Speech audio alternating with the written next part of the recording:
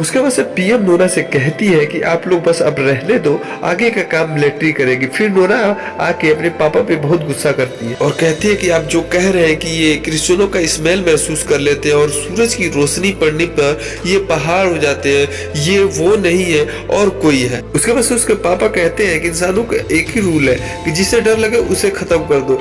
लेकिन बिटिया, कहानी तो अब शुरू हुई है। और दूसरे सीन में दिखाया जाता है कि होम अपनी मिलिट्री स्ट्राइक के लिए जा रहा होता है। ये तीनों जाने के लिए जीत करते हैं। होम एक ही शर्त पे तैयार होता है कि इन तीनों को उसके हर शर्त को मानने पड़ेंगे। फिर मिलिट्री अपने वेपन के साथ इस लाइव वीडियो को हेडक्वार्टर में दिखाती है। उसके बाद से सारे सैनिक अपनी अपनी पोजीशन ले लेते हैं और ट्रोल्स का इंतजार करते हैं। उसके बाद से नोरा उसके पिता अपनी बचपन की बातों को याद करके इमोशनल हो जाते हैं। इसी बीच एंड्रियाज होम का हेलमेट देख के कहता है ये PBS 31 है ना, क्योंकि मुझे सब मालूम है, क्योंकि मैं कभी कॉल ऑफ ड्यूटी खेलता था। और वो हेलमेट पहन के काफी एंजॉय करता है। इसी बीच होम को ट्रोल्स की आने की खबर मिलती है। उस वीडियो को वो हेडक्वार्टर में दिखाता है जहां से हमला करने की परमिशन मिल जाती है और ट्रोल्स पे हमला होने लगता है। उसके बाद से उस ट्रोल पे काफी बम और तोपे के गोले बरसाए जाते हैं। लेकिन इसी बीच नोरा के पापा कहते हैं कि ये क्या बेवकूफी कर रहे हो, लेकिन उन बम तोपों से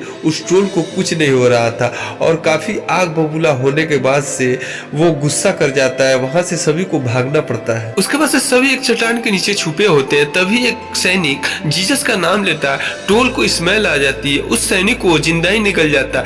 तब नोरा के पापा साहस दिखाते हुए उस ट्रोल के सामने जाते हैं और उसे बिल्कुल धैर्य रखने को कहते हैं और ट्रोल बिल्कुल शांत होने वाला होता ही है।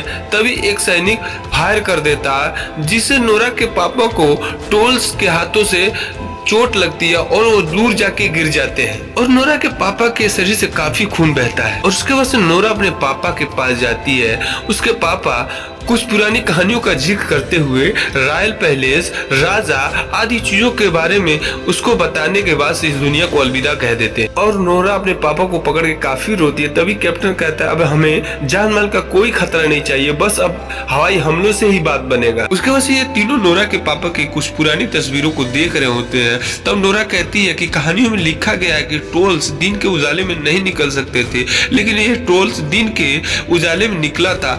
कुछ है जो हम समझ नहीं पा रहे हैं। उसके बाद से नोरा एक बुक देखती है जहाँ उसे पता चलता है कि क्रिश्चियनों का खून ट्रोल्स महक सकते हैं। उसके बाद से नोरा प्रधानमंत्री और उनके हाई अफसरों से इस बात को बताती है और कहती है कि ये भी कहा जाता है कि ट्रोल्स चर्च पे पत्थरों से हमला करते थे क्योंकि वहाँ पे उनको बजने वाली घंटियों से काफी तकलीफ होता था। इस बात को सभी सुन के हंसने लगते हैं। तब कैप्टन कहता है कि उन पे बम गोले तोप से हम लोग हमला कर चुके, लेकिन उनको कोई फर्क नहीं पड़ता। मुझे लगता है कि नोरा काफी हद तक सही है और कैप्टन की बात सुन के प्रधानमंत्री जी मान जाती है। तब रडार में देखते हैं कि ट्रोल दक्षिण पूर्व की ओर जा रहा है। उसके जाती ही वहाँ भगदड़ मच जाती है। उसके बाद नोरा कुछ हेलीकॉप्टरों को लेकर उसमें घंटी बांध कर ट्रोल को चारों ओर से घेर लेते हैं और घंटियों की आवाज से ट्रोल्स को काफी तकलीफ होने लगती है। उसके बाद से ट्रोल्स को गुस्सा आ जाता है, एक एक करके सारे हेलीकॉप्टर को गिरा देता है और उसी बीच एक लड़की खड़ा होकर उसको देख रही होती है। उसके पास हेलीकॉप्टर क्रैश होने वाला होता है। तभी ट्रोल्स उस हेलीकॉप्टर को पकड़ कर उस लड़की और उसके पिता को बचा लेता है। इस चीज को नोरा नोटिस कर रही होती है। उसके बाद से पूरे देश दुनिया की मीडिया में ये खबर फैल जाती है कि एक राक्षस देखा गया है जो कि काफी विनाशकारी है। उसके बाद से दिखाया जाता है कि वो ओस्लो की तरफ बढ़ रहा है जिसे वो बर्बाद करने वाला है। उसके बाद अगले सीन में हम देखते हैं कि नोरा के साथ पीएम मीटिंग कर रही है और पीएम कहती है कि अब तुम्हारा काम यही खत्म होता है, तुम यहाँ से बाहर जाओ। बाहर जाते ही कैप्टन उसे मिलता है और जो कहता है कि अगर मेरी कभी जरूरत पड़े तो मुझे याद कर लेना। और हाई लेवल मीटिंग चल रही होती है जहाँ रक्षा मंत्री कहते हैं कि हमें और खतरनाक वेपन की जरूरत है, इसके लिए हमें आप अनुमति दे दें। और इस बात को एंड्रियाज विरोध करता है और अनुमति न देने का पीएम से आग्रह करता है। फिर पीएम उसकी बात न सुन के उसको वहां से जाने को बोल देती है। उसके बाद से एंड्रियाज गुस्सा होकर अपना रिजाइन देकर गेट पर जाता है और कुछ सोचता है। उसके बाद से वो आकर अपना रिजाइन उठा के कहता है कि मैं तो मजाक कर रहा था। उसके बाद से नोरा के पास जाता है और साथ चलने को कहता है और ये भी बताता है कि ये लोग ओस्लो को खाली करा रहे हैं क्योंकि लग रहा है कि ये लोग बहुत बड़े मिसाइल हमला करने वाले हैं। उसके बाद से पीएम लाइव टीवी पर आकर कहती है कि जो जीव हमारे विज्ञान से परे है, हमें अपनी जनता का जान माल का ख्याल रखना है, इसलिए हम ओस्लो को खाली करा रहे हैं। लोग ओस्लो को जल्द से जल्द खाली कर दे। और अगले सीन में हम देखते हैं कि नोरा एक नोट को देख रही होती है और कहती है कि पापा ने सेंडिंग वर्ड का यूज किया, इसके बारे में मुझे नहीं पता है। फिर उसके बाद से एंड्रियाज कहता है जहां तक मुझे मालूम है कि सेंडिंग वर्ड का एक रॉयल पैलेस का चीफ ऑफिसर से संबंध है। उसके बाद से नोरा को याद आता है कि उसके पापा ने रॉयल पैलेस का जिक्र किया था। फिर क्या वो लोग रॉयल पैलेस पहुंचते हैं, जहां पहुंचते ही गार्ड उन पे गन तान देते हैं। उसके बाद से सिंडी वहां आता है और कहता है कि मुझे पता था कि मुझसे मिलने कोई ना कोई आने वाला है। उनको लेके अपने पैलेस में अंदर चला जाता है। उसके बाद से वो उनसे कहता है कि मैं तुम्हें जानता हूँ, तुम्हारे पिता मुझसे बहुत नफरत करते थे लेकिन वो बहुत अच्छे इंसान थे। उसके बाद से वो एक गुफा में ले जाता है जिसकी खोज 1920 में हुई थी। उसके बाद से उन दोनों को एक गुफा में ले जाता है और कहता है कि ये कभी एक पहाड़ी राजा का घर हुआ करता था।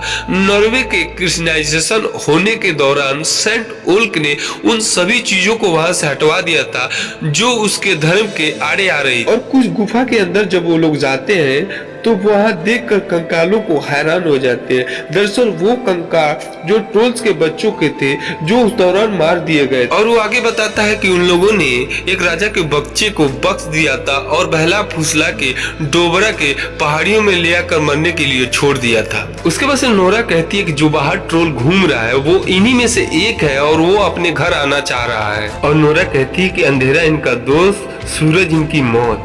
और कहती है कि हमने जिस दिन ट्रोल्स को देखा था वो दिन था लेकिन डायरेक्ट सूरज की रोशनी नहीं पड़ रही थी। उसके बाद एंड्रियास कहता है कि हम इस रात को सूरज की रोशनी कहां से लाएं। और दूसरे सीन में दिखाया जाता है कि तोपों की गोलों की बरसात उस ट्रोल्स पे हो रही है। उसी समय नोरा का फोन कैप्टन को आता है जो कैप्टन से कहती है कि उस ट्रोल को हमें शहर से दूर ले जाना पड़ेगा और वहां पे यूवी रेस का इंतजाम करना पड़ेगा। उसके बाद से पीएम ऑर्डर देती है कि जो तुम्हें मिसाइल यूज करना है करो लेकिन बस उसे मिटा दो और मिसाइल रेडी किया जाता है। फिर सगीड यह बात एंड्रियाज को बताती है और कहती है कि वो लोग उस पे मिसाइल से हमला करने वाले हैं। फिर एंड्रियाज कहता है कि कैसे भी करके तुम सिस्टम को हैक करो। वो कहती है कि हो जाएगा। और इधर कैप्टन भी यूवी रेस का इंतजाम कर रहा होता है। और अगले सीन में देखते हैं कि सगीड भी सिस्टम को हैक कर लेती है जिसके कारण ट्रोल्स पे मिसाइल लॉन्च नहीं हो पाता है और ऑफिस में हर तरफ अफरा तफरा मच जाती है।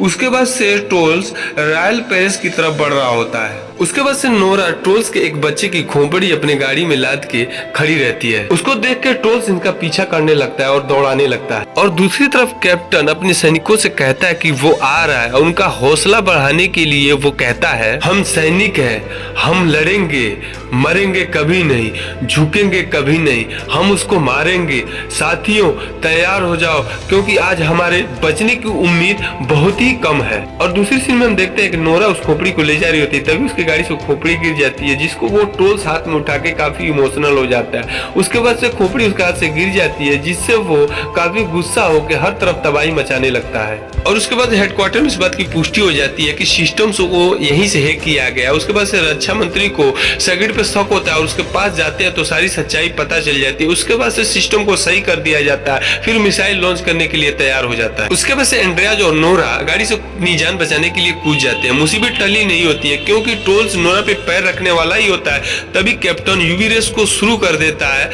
इसका असर ट्रोल्स पे होने लगता है। उसके बाद से जनरल को वहाँ कुछ लोग दिखाई देते हैं और हमले को रोक देते हैं। इस यूवी रेस से ट्रोल्स को काफी परेशानी हो रही थी जिससे वो चिल्ला रहा था। तब नोरा नोटिस करती है कि इस यूवी रेस से ट्रोल्स तो मर ही जाएगा। उसके बाद से वो सारी यूवी रेस को ऑफ कर देती है और ट्रोल्स से कहती है कि तुम यहाँ से भाग जाओ, ये तुम्हें मार देंगे। और कहती है कि तुम भागकर पहाड़ों में चले जाओ।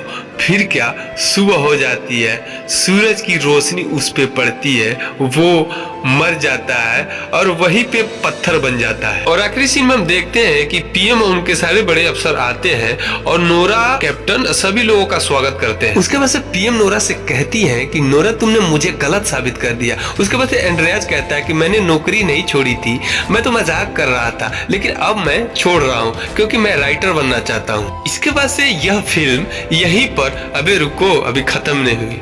आखिरी के सीन में देखते हैं कि जो टनल की खुदाई हुई थी उसमें से एक बहुत बड़ा सा ट्रोल्स निकलता है। और भाई लोग यह फिल्म यहीं पर खत्म हो जाती है। फिल्म कैसी लगी इसका जवाब हमें कमेंट बॉक्स में जरूर दें। धन्यवाद।